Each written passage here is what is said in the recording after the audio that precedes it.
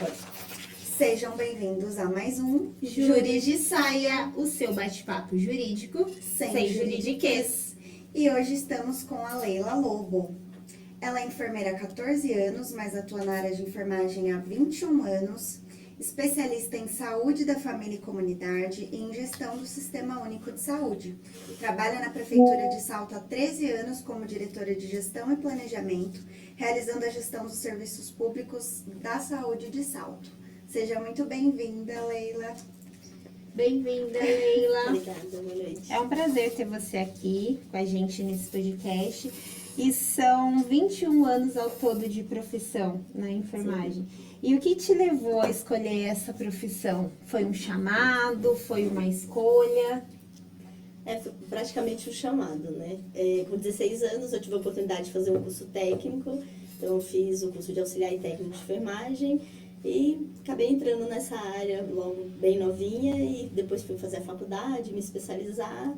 E desde pequena eu sempre quis trabalhar na saúde, mas a enfermagem eu acho que foi algo assim que logo de cara eu me apaixonei e falei, não tenho vontade de fazer outra área, vai ser enfermagem mesmo. 21 anos de profissão, teve muitas mudanças? Sim, teve bastante, muita evolução, né? Principalmente porque eu trabalhei como auxiliar técnico e hoje como enfermeira, a gente vê que teve bastante evolução, principalmente na questão da profissão da enfermagem. Na pandemia a gente teve um reconhecimento, né? Então as pessoas começaram a entender que a enfermagem ela não é o auxiliar do médico, ela trabalha junto com o médico e outros profissionais dentro do hospital e em qualquer outro serviço, né? Então a gente entende que hoje as pessoas conseguem enxergar a enfermagem mesmo como uma profissão de referência, né?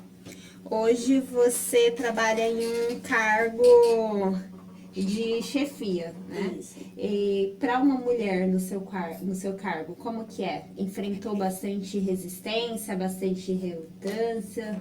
Na questão da área da saúde, no geral, a gente entende que quem faz saúde é principalmente os cargos femininos, né? Mas quando a gente chega na questão do patamar de quem tá com a caneta na mão para as decisões, a gente percebe que são masculinos. Então, assim, a gente sempre entra com cargos de diretoria, chefia de gabinete, aquele suporte e apoio, né? Se a gente vê hoje o secretariado da Prefeitura de Salto mesmo, a gente tem hoje 3 secretárias mulheres, o restante são homens, e a saúde hoje é um secretário homem, né? Nesses 13 anos que eu estou na Prefeitura, eu trabalhei com 2 mulheres como secretária, todos os outros foram homens. Mas ao lado comigo sempre foram mulheres capacitadas, com muito conhecimento, né? Preciso reconhecer aqui as minhas colegas de profissões, que são várias aí que trabalham junto comigo na secretaria para fazer gestão de salto, mas quem tem mesmo a caneta na mão sempre é o do sexo masculino. Isso é geral, quando a gente enxerga, principalmente no serviço público, e não só saúde. Eu acho que quando a gente pega a prefeitura no geral, a gente enxerga isso em todas as pastas, né? Não é valorizado e é totalmente subestimado, né? Sim. E a mulher tem muito mais... ela é mais emocional no sentido de... Ela tem mais calor humano, né? Sim. O homem é uma coisa mais seca. Então, principalmente para a área da saúde, é interessante colocar. É importante ter esse lado mais humano, né? Eu acho muito importante. Principalmente quem toma as decisões, quem tá com a caneta na mão ali, vai decidir as coisas, né? Se a linha de frente é dominada pelas mulheres, por que não a parte de gestão e chefia também não ser, né? Exatamente. E você sente diferença trabalhando com... Porque você falou que trabalhou 2 vezes com mulheres. Teve diferença? Tem diferença em relação à questão de gestão, de visão, da forma como lida com as coisas, não é diminuindo o trabalho dos outros profissionais que estiveram à frente da pasta, né? Eu trabalhei com vários secretários durante esses 13 anos. Na gestão eu estou praticamente há mais de 10, né? Eu sou uma enfermeira concursada e cargo de coordenação, de diretoria, de gestão. Eu já tenho mais de 10 anos na prefeitura e passei por várias gestões aí, até de gestão política. E a gente percebe que há diferença, assim, até na forma como lidar com as problemáticas, com o direcionamento, com como vai trabalhar uma coisa e outra, é diferente, a gente sabe que é diferente. E na pandemia, quais foram os maiores desafios e o que te marcou nessa época? Na pandemia, principalmente as incertezas, né? No começo da pandemia, a gente não sabia o que estava vindo, como seria tratado, todo mundo, né, acabou enfrentando aí uma doença que existia um medo de não estar aqui na próxima semana, né? No começo da pandemia, eu fiquei 40 dias longe do meu filho, porque eu tive que isolar ele com a minha mãe, porque eu tinha muito receio de levar algo para ela, né? E então a gente teve as incertezas, foram aí quase 3 anos difíceis, né? A gente sabe que hoje a gente fala, quando a gente para pensar, a gente fala, nossa, mas a gente viveu aquilo mesmo, né? Parece que foi outro mundo, né? E eu acho que um dos maiores impactos foi principalmente no início da pandemia, quando eu perdi um primo que era enfermeiro, que foi o 5º profissional de saúde que faleceu no Brasil, teve bastante repercussão. Ele trabalhava num pronto-socorro muito grande de São Paulo, pronto-socorro de Tatuapé, e ele pegou o Covid porque ele era o profissional que dava cara a tapa, que enfrentava, que estava atendendo aqueles primeiros suspeitos de Covid no município de São Paulo. Então aquilo foi impactante pra gente, né, pra família, pra gente ver a forma. Ele trabalhou assim, até um plantão noturno antes dele ser internado e ser entubado. Ele trabalhou, enfrentou e infelizmente ele veio a falecer com 45 anos. Então foi bem impactante. E depois todas as outras situações que a gente enfrentou aí durante a pandemia, né? Quando a gente dava o diagnóstico de Covid para um paciente, a gente viu o medo no olho do paciente, o receio do que vai acontecer a partir de agora, o que eu vou fazer amanhã, será que eu vou estar aqui, será que eu vou ver meu filho? Assim, foi difícil. Você disse que ficou um tempão também sem ver seu filho, né, Sim. e tudo mais. Você acha que você tá mais forte depois disso? Com certeza. Te mudou suas convicções? Com certeza. Eu sempre falo que a pandemia ela veio para poder abrir os olhos até em relação assim a receios e medos do que fazer. Ah, nossa, eu tenho medo de fazer aquilo, fazer isso. Depois que veio a pandemia, a gente não sabia o que ia acontecer no outro dia ou na outra semana. Então, eu falo que hoje eu tenho muito mais valor à vida, eu tenho muito mais vontade de viver, eu faço muitas coisas que antes eu não fazia, porque eu tinha medo, receio, o que as pessoas iam pensar, falar. Tipo o quê? A tatuagem, eu fiz depois da pandemia. Legal. Foi minha primeira tatuagem, né? Eu fiz uma tatuagem homenageando minha mãe e meu filho. E eu sempre tive vontade de fazer tatuagem, mas eu sempre tive um receio. E a pandemia me trouxe, tipo assim, não sei se amanhã eu vou estar aqui, então por que não fazer uma tatuagem, né? E outras coisas que a gente acaba fazendo, viajar muito. Depois da pandemia, eu peguei gosto por viajar, eu adoro viajar, isso é porque eu não sei o que vai acontecer amanhã. Pode ser que amanhã, semana que vem aí outra doença, outra pandemia, outra situação, a gente não sabe o dia de amanhã, né? Verdade.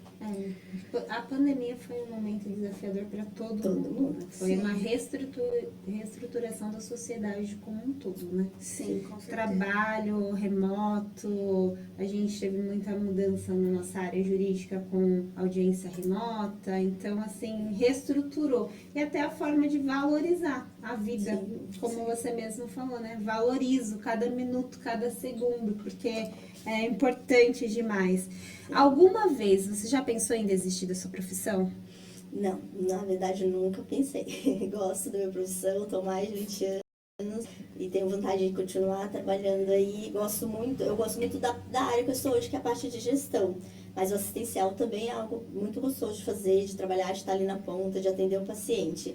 O bastidor é diferente, é cansativo, é estressante, mas também, para mim, eu gosto disso, eu me especializei em gestão, sempre os desafios parece que motivam. Então, assim, eu não tenho vontade de desistir da minha profissão, é algo que eu quero aposentar nela mesmo. Em cargo de gestão, vocês verificam uma forma de fazer um atendimento diferenciado para a mulher que é vítima de violência doméstica? Sim, a gente, na verdade, vem aí trabalhando desde o ano passado, principalmente a nível municipal, mudando os protocolos. A gente teve uma instituição de um protocolo de manejo de violência no município, não só a violência da mulher, a violência no município, e a gente vem trabalhando desde o ano passado esse protocolo em parceria com a ação social, o conselho tutelar, né, os órgãos competentes, e esse ano a gente vem trabalhando um pouco mais e discutindo mais isso, principalmente a questão da abordagem, o acolhimento ao paciente. Essa semana a gente estava em discussão que a gente vai fazer uma adesão um projeto novo do Estado, a Secretaria de Saúde do Estado, em conjunto com o Ministério Público, chama Projeto de Vida, que é um projeto que visa qualificar os nossos agentes comunitários para poder abordar a temática de violência doméstica e identificar também para poder encaminhar, porque eles estão dentro das casas, eles conseguem identificar ali alguma situação. Então, os nossos agentes serão capacitados, provavelmente aí no começo do ano, por esse projeto da Secretaria do Estado junto ao Ministério Público, para poder a gente ampliar isso, ampliar as notificações, porque toda violência tem que ser notificada e tem que ser dado um encaminhamento, e isso que a gente está trabalhando na rede, fazer os encaminhamentos. Hoje é muito difícil chegar numa UBS essa demanda de violência, mais no hospital, mas a gente está linkando essa violência que chega no hospital com a rede para poder a gente ir atrás dessa mulher ou dessa vítima de violência, às vezes a mulher, às vezes uma criança. Infelizmente hoje nossos índices mostram que as maiores vítimas são mulheres e crianças, né?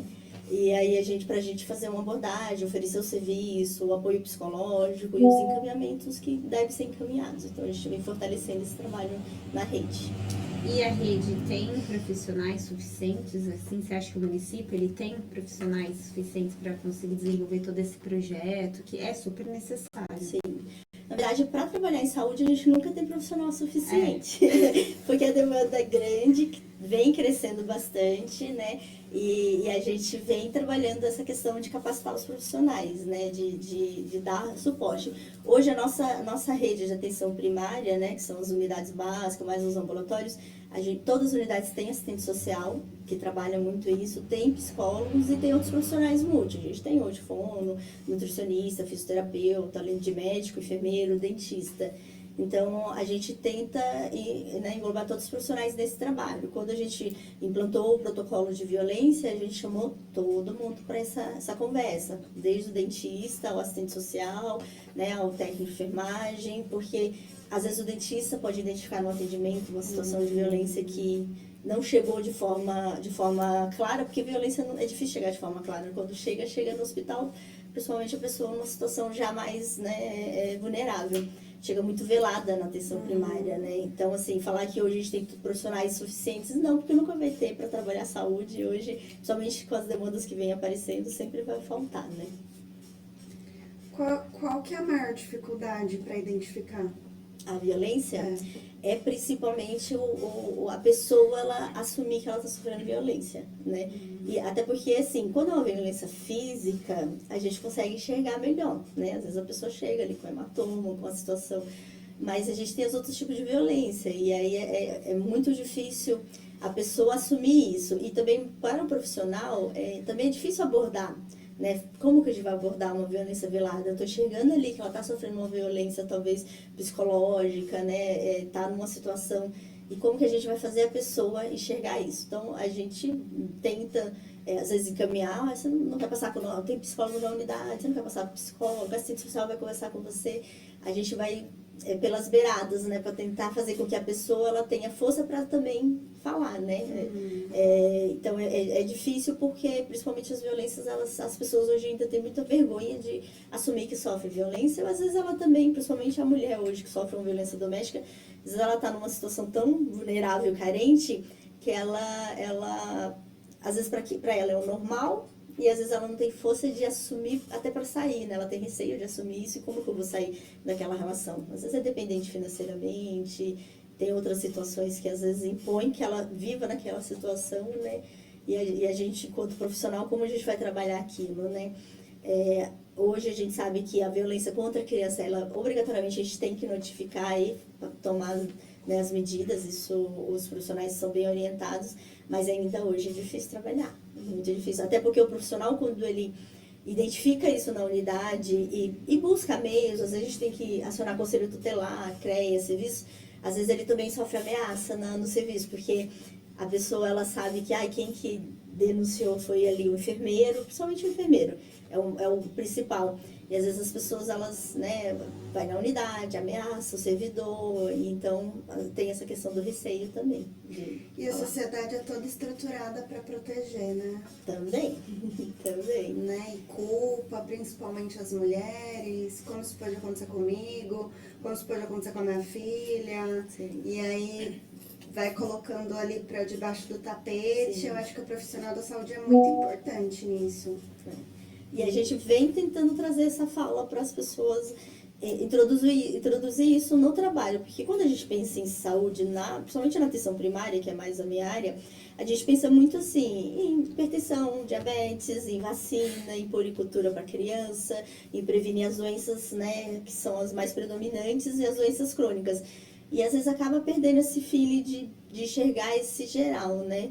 A ideia de capacitar os agentes comunitários é porque o agente comunitário, ele estando dentro da casa, ele tem um vínculo muito bom com a família, ele consegue sair desse nosso foco, né? O enfermeiro, às vezes, dentro da unidade, ele está tão focado na questão de saúde quanto organismo que se perde de pensar em saúde enquanto saúde mental, psicológica e num todo, né? E a gente está tentando trazer essas falas também. É necessário também ter a rede de apoio? Um exemplo, CRES, Sim, CRA, a gente tudo, assistente social, tudo ali Sim. trabalhando em conjunto? Principalmente porque, dependendo da situação, ela vai precisar ter um suporte, um apoio, né? Uma casa de acolhida, para sair daquele ambiente, às vezes, né? Da violência. Então, a gente precisa trabalhar em rede. A proposta não é só a Secretaria de Saúde, é rede mesmo. E trabalha muito em conjunto, ação social com a saúde.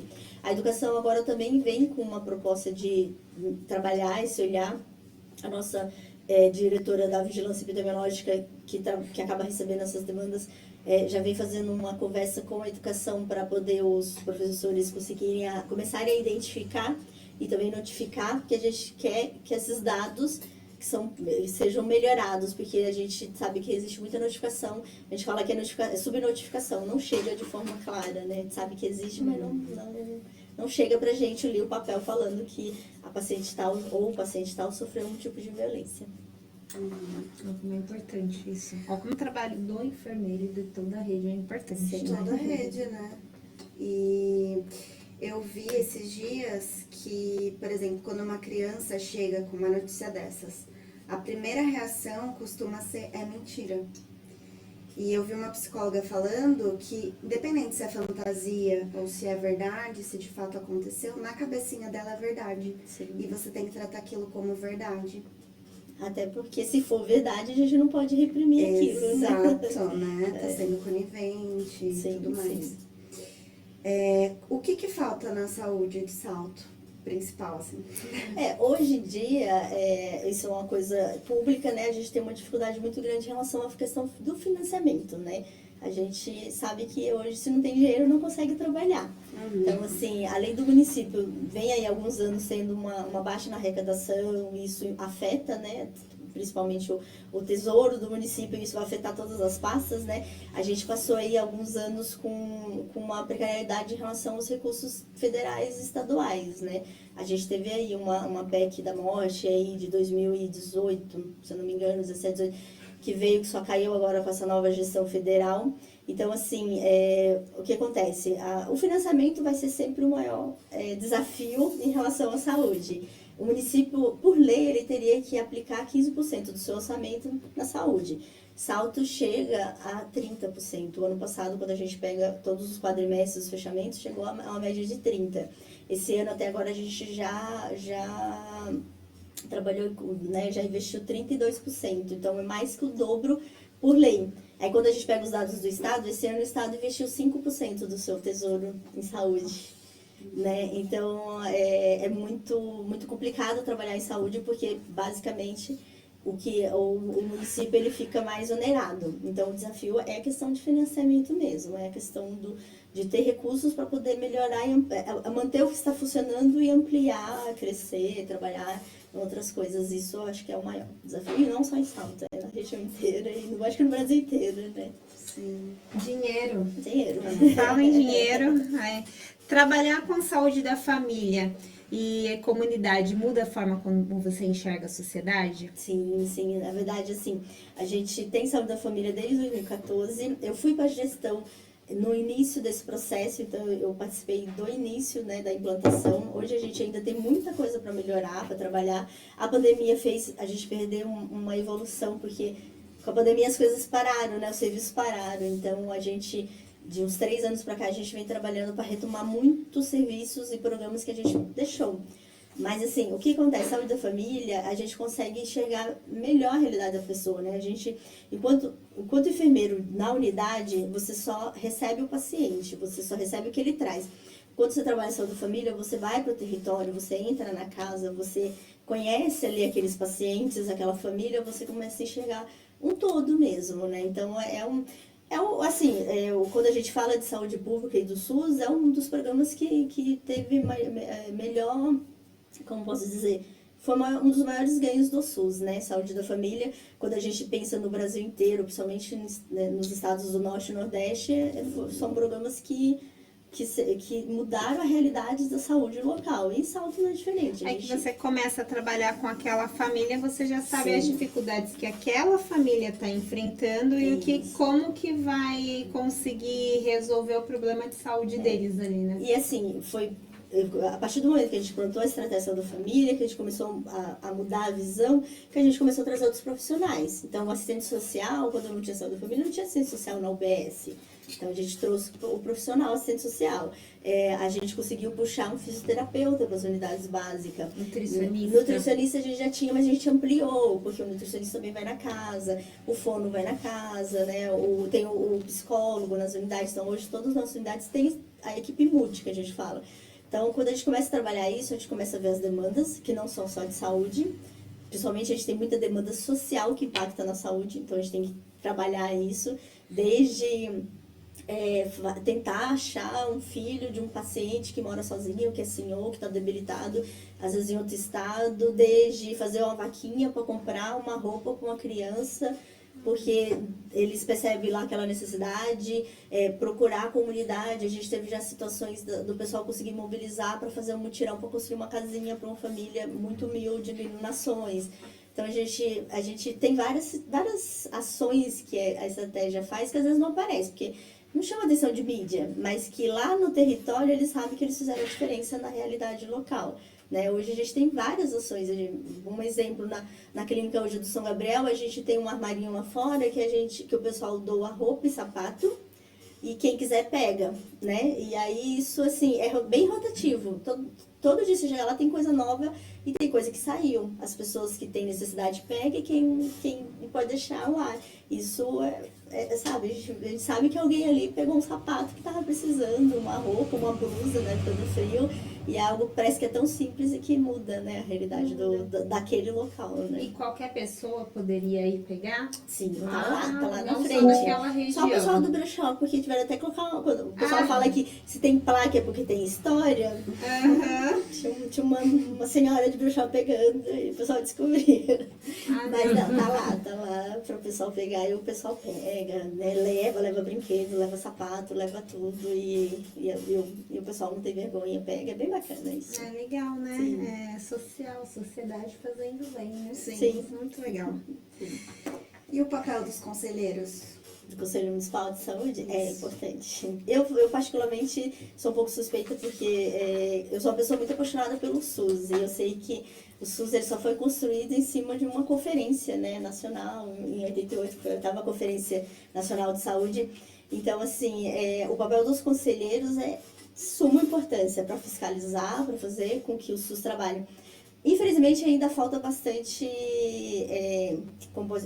conhecimento para que os conselheiros desenvolvam esse trabalho. Infelizmente, a gente tem aí pessoas que têm muita vontade de ser conselheiro para mudar, mas a gente também tem pessoas que querem entrar no conselho para promover nome, porque tem interesses políticos. Isso acho que não é só no Conselho da Saúde, né? Em tudo. Mas é importante. Eu sou conselheira, né, pelo poder público, né? Já participei das últimas conferências estaduais aí, das últimas 3 conferências, né? Todo começo de gestão tem que ter uma conferência para fazer o plano daquela gestão. Esse ano a gente fez a nossa 9ª Conferência Municipal de Saúde. Então, eu trabalhei em todo o bastidor, por isso que eu sou suspeita, porque eu adoro isso, né?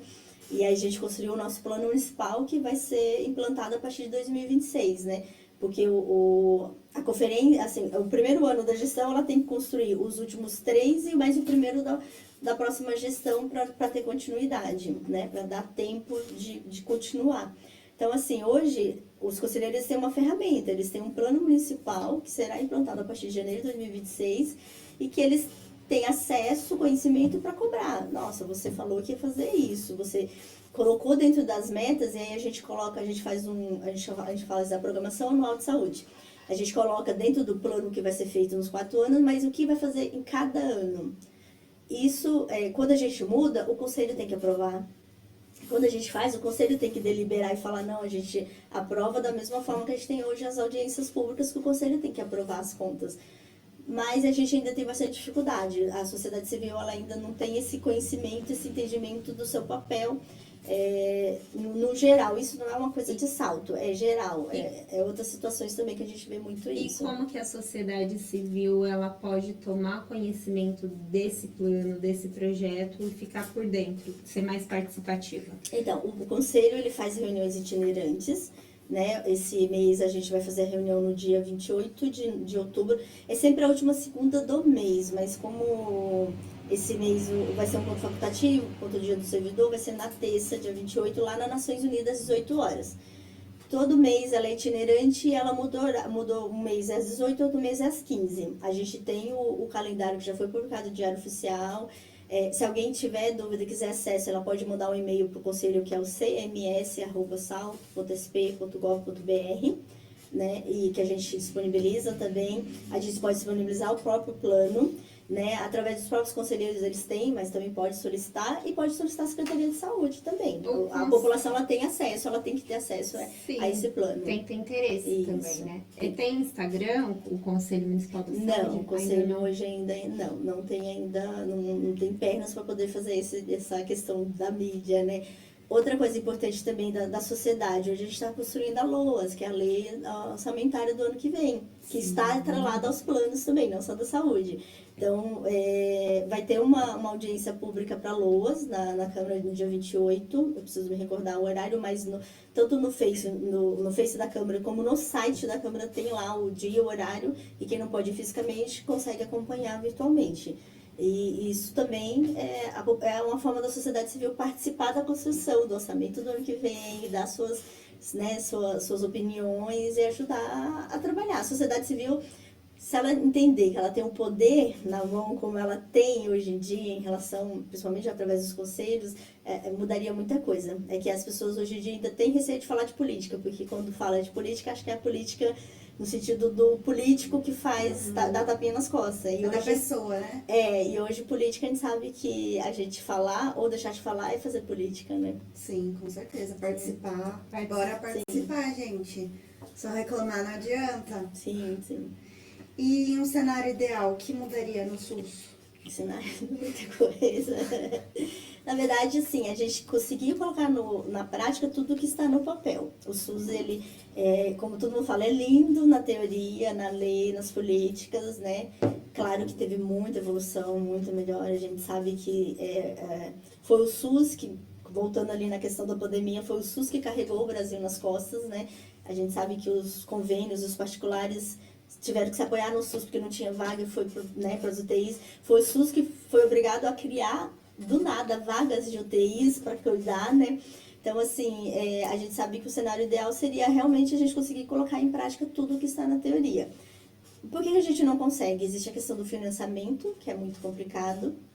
Existe uma questão dos interesses políticos, né? Então, vai muito da visão política, né, de quem está na gestão, tanto legislativa como executiva. Então, e existe também uma questão dos próprios profissionais. Tem muitos profissionais bons, mas também a gente tem profissionais como em qualquer categoria, qualquer local, Sim. empresa, existe muito essa questão do próprio profissional, né? Mas eu, particularmente, por ser uma defensora do SUS, eu acho que a gente tem um sistema, assim, maravilhoso. Eu me emociono quando eu vejo, assim, a gente aqui não tem essa realidade. Salto é uma cidade pequena, tudo muito perto, mas quando a gente pensa nas populações ribeirinhas, que o médico, o enfermeiro, o técnico, o agente comunitário, ele tem que atravessar horas de rio, né, para poder ir lá levar saúde para a população. No interior, a gente tem aí as equipes indígenas. Quando a gente pensa nessas questões, né, quando volta na pandemia, quando começou a vacinar, cada foto linda do pessoal indo lá no meio da roça fazer uma vacina no senhor no cavalo. Né? Então a gente tem bastante coisa boa no SUS. Né? O que te irrita, então, quando você ouve alguém falando do SUS ou quando fala da privatização do SUS? Ia fazer essa pergunta, né? Branquelas, você pensou e você falou. Na verdade é isso, é a questão da falta do conhecimento. Quando as pessoas vêm criticar o SUS, né, principalmente perto de mim ou numa discussão, eu começo a questionar, mas o que você sabe do SUS, né? Uma das falas que acho que mais me irrita é assim, eu não uso o SUS, eu tenho convênio e tudo. Gente, você usa. A água que você bebe, ela só está ali na torneira da forma adequada para você beber, porque existe um sistema de vigilância da qualidade da água, né? A nossa vigilância sanitária, ela faz periodicamente avaliação da qualidade da água. Isso é apresentado em audiência pública, as pessoas não prestam atenção nesse dado, né? A qualidade da água de Salto é muito boa, tá? Então, assim, o mercado que a gente frequenta, ele só está aberto porque a Anvisa autorizou ele abrir. Né? E ele fiscaliza se o que está sendo vendido ali está dentro dos padrões, né? A gente tem aí agora uma situação nova, que é a intoxicação por metanol. Quem está trabalhando para poder identificar, descobrir, ir atrás do próprio antídoto, tudo é o SUS. Não é um convênio que está indo atrás disso, não é um convênio que foi atrás de comprar a medicação, importar a medicação, né, e de fazer todo um trabalho. Quem está indo nos bares junto com a polícia é a vigilância sanitária. É isso. Então as pessoas, o que mais me irrita é isso, é falar que eu não uso o SUS é ruim, é precarizado, mas a gente usa SUS em tudo na nossa vida, desde da água que a gente bebe, da comida que a gente come, né, da vacina que a gente toma, que é o que pela pandemia mesmo é o que ajudou a retomar a realidade, né, a retomar a nossa normalidade foi as vacinas que foram oferecidas pelo SUS. E quando falam da privatização? Então, a privatização é algo muito complicado, porque a partir do momento que você privatiza o sistema, você perde uma das bases, principalmente quando é atenção primária, que é a questão do vínculo, né? Quando você privatiza, você tem ali uma rotatividade de profissionais muito grande em relação a servidores mesmo, porque quando você coloca uma OS para trabalhar, ela tem que manter ali os indicadores. Então, se falta, ela tem que colocar, então tem uma rotatividade grande, né? Existem prós e contras, né? Quando a gente pensa em alguns serviços, talvez a privatização, vou por um exemplo, uma questão de um hospital de um pronto-socorro. Ter uma OS é importante porque se eu tenho profissionais só concursados, quando falta o profissional eu não consigo repor, né? A prefeitura não tem profissionais de reserva para repor. Então uma OS ali, quando falta um médico ali na porta do pronto-socorro, ela é obrigada a achar um médico. E ela vai achar em qualquer lugar. Então a gente tem essas questões, né? Eu particularmente, eu acho que alguns serviços têm essa questão da OS, principalmente quando é um pronto-socorro que não pode parar. Mas em relação à atenção primária, a gente tem um certo receio aí de perder uma base que é o vínculo, que é a questão de ter ali o profissional naquele serviço. Às vezes o pessoal fala assim, nossa, mas aquela moça trabalha naquele... Eu não gosto desse termo, mas o postinho, como a população conhece, há 20 anos. Mas é aquela moça que trabalha há 20 anos que conhece a comunidade, que sabe que a dona Ana tem pressão alta, que sabe que o seu João tem diabetes, que percebe quando o seu João não vem na consulta, que está sem remédio, que sabe que consegue trabalhar porque tem vínculo, né? Conhece a população. E é aquela moça que às vezes chama atenção, Dona Maria, a senhora não foi na consulta, vai lá, a gente tem que cuidar. Consegue trabalhar isso na comunidade, né? Hoje eu peguei um exemplo, assim, eu fui fazer um exame de mama e aí uma enfermeira chegou e falou assim, ô fulana, para uma moça que estava do meu lado, então, você veio fazer o exame de novo? Como que tá? Você tá melhor? E nos que eu comecei a conversar, eu achei super legal, eu achei super humano. Sim, esse lado, assim, social, essa preocupação, exatamente. É o vínculo. Exato. Uma verdadeira heroína, né? Um vínculo genuíno mesmo. E acho que você meio que respondeu, mas só pra... Você acha que a população entende o papel da gestão? Da gestão no geral, as pessoas ainda têm um pouquinho de dificuldade. principalmente por achar que a gestão tem capacidade de resolver todos os problemas de saúde, assim, de forma instantânea, a gente não consegue, principalmente dentro de uma... Hoje a gente tem várias ferramentas que é para ajudar, né, quando a gente entra em relação à fiscalização mesmo, a questão de usar o recurso da forma adequada. Isso vem para poder o serviço usar o recurso adequadamente, mas também isso afeta. Um exemplo é a questão da lei nova de licitação, que ela veio aí de 2021 para cá. Ela mudou muita coisa, porque a ideia é também fazer com que a licitação ela siga processos que deixem ela o mais legal, né, na questão da legalidade possível, para não ter as situações, né, os conchavos que antigamente tinha, os acordinhos de bastidores. Mas isso atrapalha porque a gente tem um processo demorado. Fica então, burocrático demais. Então, hoje, a gente faz saúde pública com muita burocracia atrás que as pessoas não conhecem. Hoje eu não consigo, do nada, falar assim, eu quero comprar um aparelho de raio-x para o hospital. Não existe isso, a gente tem um processo. Eu posso ter o dinheiro no bolso, eu não consigo, né? Desde coisas pequenas. É vinculação, né? O dinheiro foi para isso, está vinculado a isso, não pode ser usado para outra coisa. Também, então assim, quando as pessoas falam assim, mas esse dinheiro que foi usado na praça, por que não foi para saúde? Não podia ir para saúde. Não podia, exatamente. Então a gente tem essa questão mesmo, assim, as pessoas não entendem os bastidores são bem complicados. A vontade era de fazer mais, mas tem hora que a gente não consegue fazer por conta dessa questão mesmo da burocracia que tem que ter, né? A gente teve já várias situações no Brasil, em muitos lugares, de corrupção, de coisas assim, na própria pandemia, né? Quanto dinheiro aí que foi roubado, né? E aí esses processos mesmo, ele vem no sentido de deixar, olha, ser o mais dentro da legalidade possível para que as pessoas consigam até enxergar onde foi usado o dinheiro. Sempre se não tem o jeitinho brasileiro, né? Que é o jeitinho brasileiro que não é muito correto às vezes. Vamos falar sobre violência contra profissionais da saúde. É um tema bem polêmico e acontece muito. Ultimamente a gente vê na mídia direto falando sobre violência profissionais. Você já passou por isso nesse período de 21 anos trabalhando como profissional da saúde? Física não, mas no sentido da pessoa vir agredir verbalmente, falar alto, deixa eu beber só uma água aqui que a garganta secou. Fica à vontade.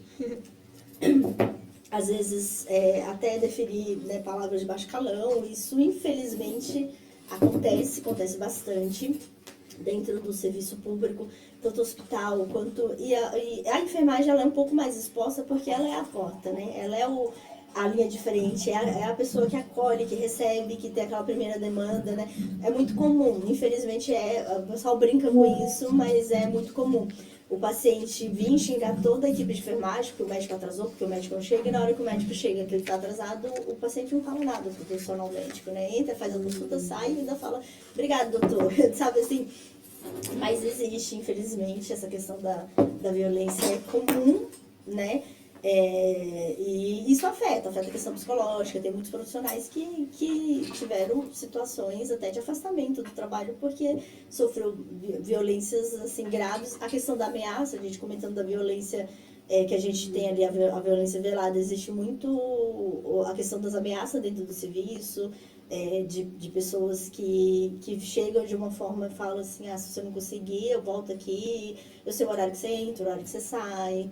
Então, infelizmente é comum ter essa violência. Esse ano ganhou notoriedade porque as redes sociais, ela traz isso, né? Ela acaba fazendo algumas coisas viralizarem, né? E aí viralizou um vídeo lá da profissional que levou um tapa na cara. E aí, o Fantástico fez uma reportagem, trouxe várias situações, vários profissionais, né? Mas isso é uma coisa que sempre aconteceu, bastante. E como que faz o profissional para se precaver e a rede de apoio que ele tem? Tem, aliás, uma rede de apoio? Então, na verdade, assim, todo profissional de saúde, ele teria que ter uma base, né? Uma rede, assim, um apoio mais psicológico. Os serviços hoje, eles não têm condições, capacidade de fazer isso com todos os profissionais.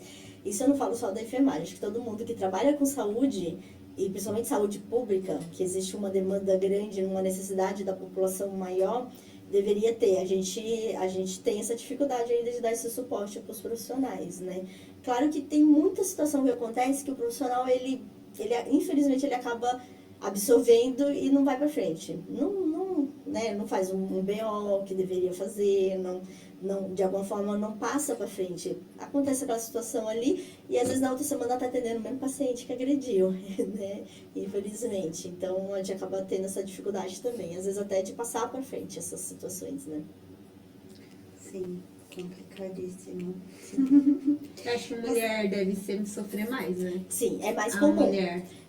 A gente percebe, é muito mais comum. Como hoje a gente tem uma grande, né, a equipe, majoritariamente são mulheres, né, no serviço, é muito comum as pessoas chegarem agredindo quando é um profissional mulher, e quando chega um colega homem, ele já baixa o tom, não grita, né, infelizmente é comum, é difícil. Os profissionais homens sofrem violência, sofrem também, mas é muito mais comum a mulher. Sim. Né? E como gestora, você já teve que tomar alguma decisão que doeu, uma decisão impopular? Muitas. A gente, quando está dentro da gestão, né, independente do tipo de gestão e da hierarquia, a gente tem que tomar as decisões que realmente a gente não é que a gente não se sente confortável, a gente gostaria, às vezes, de pensar com o coração, mas não tem como, né?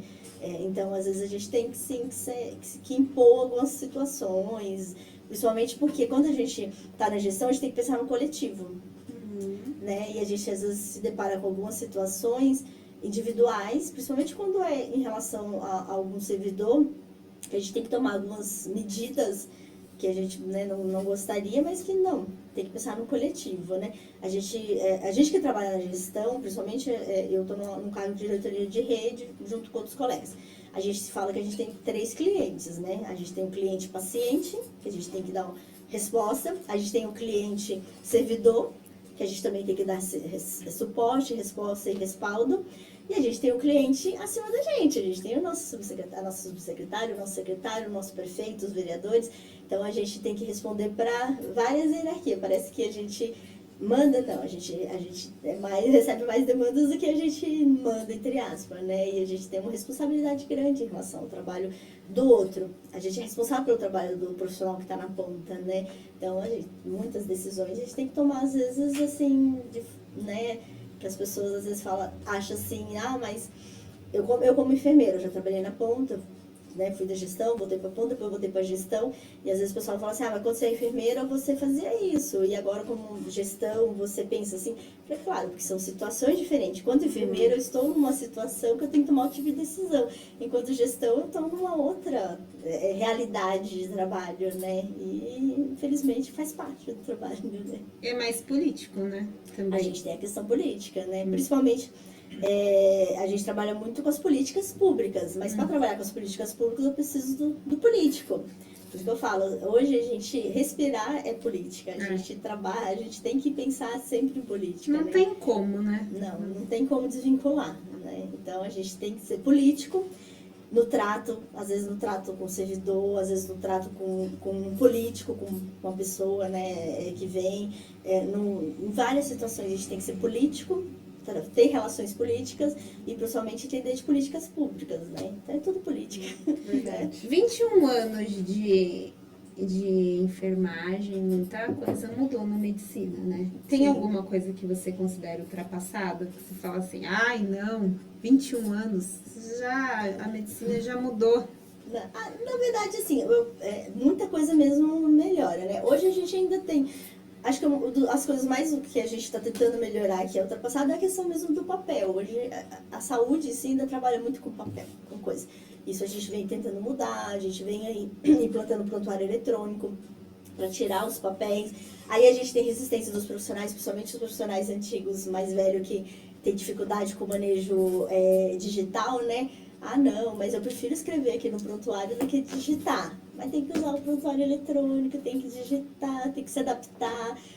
Acho que uma das questões, né, é a questão mesmo do papel. Inteligência artificial e robô vai deixar tudo mais... O que você acha disso? Vai facilitar? Vai vai tirar muitos empregos, que nem todo mundo fala, nossa. Eu acho que na saúde vai vir como um suporte, uma ferramenta. Acho que na saúde, para tirar o emprego é muito complicado. Acho que nenhum robô vai substituir um profissional que faça um trabalho ali na beira do leito. Gente, a gente brinca, eu que sou da enfermagem, né? A gente brinca que sempre vai ter trabalho para enfermagem, porque dificilmente outra profissão vai estar ali do lado do paciente para dar um banho, para poder fazer um procedimento, né? uma situação, um procedimento ali mais complicado em relação à higiene do paciente, né? E é a enfermagem que faz isso, né? Então, eu acho que a inteligência artificial, os robôs, ela vem como um suporte mesmo, como ferramenta. Acho que substituir no total, claro que muita coisa ele vai ajudar, principalmente em procedimentos mais complexos, como procedimentos cirúrgicos, mas ali no dia a dia, acho que não tem como substituir, né? Acho que para nenhuma profissão, acho que substitui. Acho que tem que saber usar com inteligência para ela ser uma ferramenta. Uma ferramenta, exatamente. Sim. E se você pudesse deixar uma mensagem para os estudantes de enfermagem, qual seria? Eu acho que, assim, primeiro que não adianta pensar que vai ficar rico com a enfermagem, não existe isso. Só se você... Cada um balde de água fria, né? Pô, achei que ia ficar rica. Só se você for especializar na área de dermatologia hoje, na área de estética, que vem aí crescendo muito, mas também é muito complicado quando você trabalha com estética. Você tem que ter muito cuidado, você pode mudar todo um rosto da pessoa, a pessoa pode ter outros, né? Mas assim, eu acho que no geral se tá na enfermagem, é pensar se realmente é aquilo que você quer, né? Eu lembro que quando eu entrei lá atrás, com 16 anos no curso, a primeira fala da minha professora, que foi coordenadora do curso, foi minha primeira professora e depois foi minha primeira chefe, porque ela fazia questão de contratar profissionais que ela deu aula, porque ela sabia da capacidade, você precisa ter perfil. Você tem que se enxergar dentro da enfermagem. Você acha que você tem perfil? Não adianta fazer o curso achando assim, hoje em dia eu não sei, mas antigamente eu escutava muito assim, eu vou fazer enfermagem para depois eu fazer medicina. Não tem nada a ver. Se você quer fazer enfermagem para depois fazer uma medicina para virar... Não tem relação, não tem nada a ver. Tanto que eu tenho colegas hoje que na época que entrou na faculdade falavam isso e que hoje são enfermeiros tops que continuaram na enfermagem. Mesmo depois da medicina? Aí não foram para a área da medicina, né? Então eu acho que assim, é enxergar isso. Enfermagem realmente trabalhar ali com amor e humanização. Parece que é clichê falar isso, mas não é, porque a enfermagem está relacionada ao cuidado. E se você não se enxerga cuidando de alguém, você não está na área certa. Porque a enfermagem é isso, você vai cuidar de situações, de pessoas, vai se responsabilizar por situações que você fala assim, mas eu tenho que me responsabilizar por isso. Tem que se responsabilizar, tem que ir atrás. A gente brinca muito hoje dentro da atenção primária, a gente tem a situação das gestantes, que toda vez que ela falta numa consulta, a gente tem que ir atrás, fazer busca ativa. Aí a pessoa fala, mas é a responsabilidade dela. E não é, nossa também. A gente tem que ir atrás, fazer busca ativa, vai na casa. Não pode deixar essa gestante deixar de fazer seu pré-natal, de fazer seu exame, de cuidar da sua gestação. E parece assim, nossa, mas é responsabilidade sua. É responsabilidade sua. Então é isso, primeiro se enxergar cuidando para entender se realmente está na área certa. Eu vou fazer uma pergunta polêmica, tá? Você acha que existe hierarquia ou preconceito dentro das próprias equipes médicas? Por exemplo, médico superior do que enfermeiro? Tem, claro que tem, bastante. Existe uma cultura que vem muitos anos, que é o que eu falei, há uma visão de que a enfermagem seriam submissos aos médicos. Então, a gente tem ainda alguns profissionais médicos, principalmente os mais velhos, que ainda enxergam assim, em várias situações, melhorou muito. Hoje em dia, os profissionais médicos que estão vindo, recém-formados, eles vêm totalmente diferente, eles não têm essa visão. É bacana ver hoje a questão dos profissionais novos, eles vêm com a visão de trabalhar em conjunto.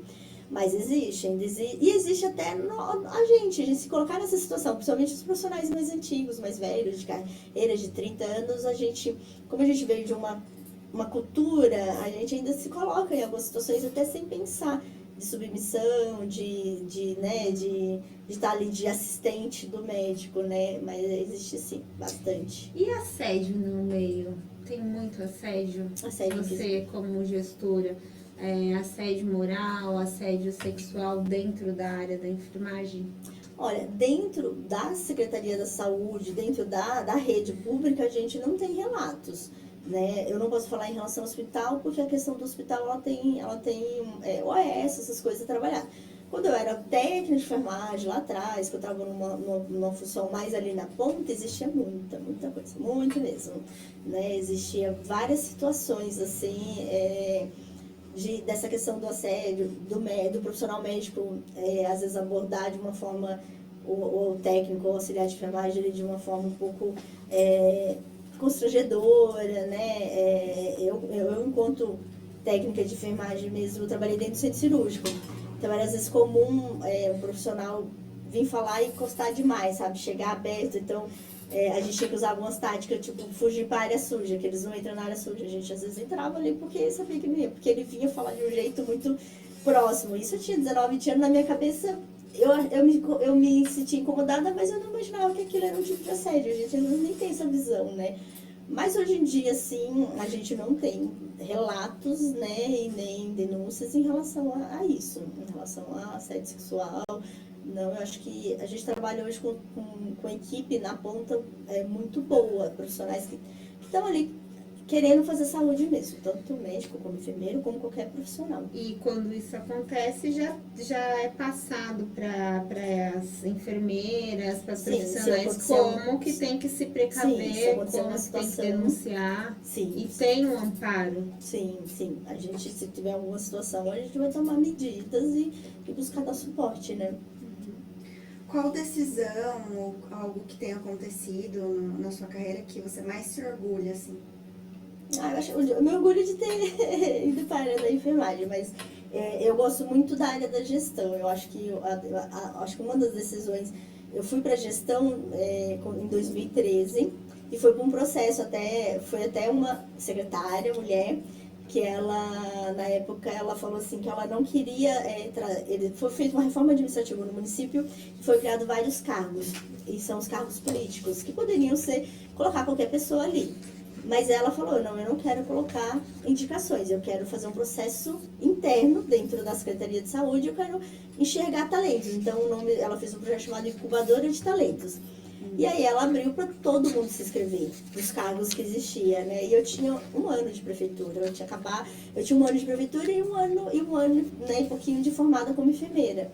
E eu fui a única enfermeira que abraçou a ideia e se candidatou. As outras enfermeiras velhas, antigas, todo mundo achou, não, esse aí é lorota, eles vão colocar quem eles quiserem.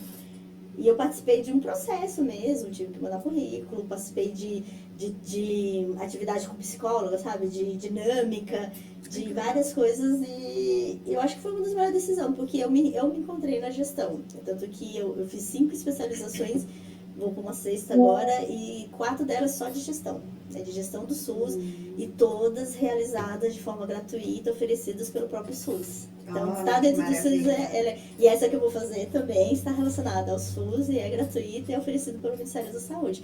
Então, o bom de estar dentro do SUS é isso, tem oportunidade. Se a pessoa quiser estudar, ela consegue se capacitar.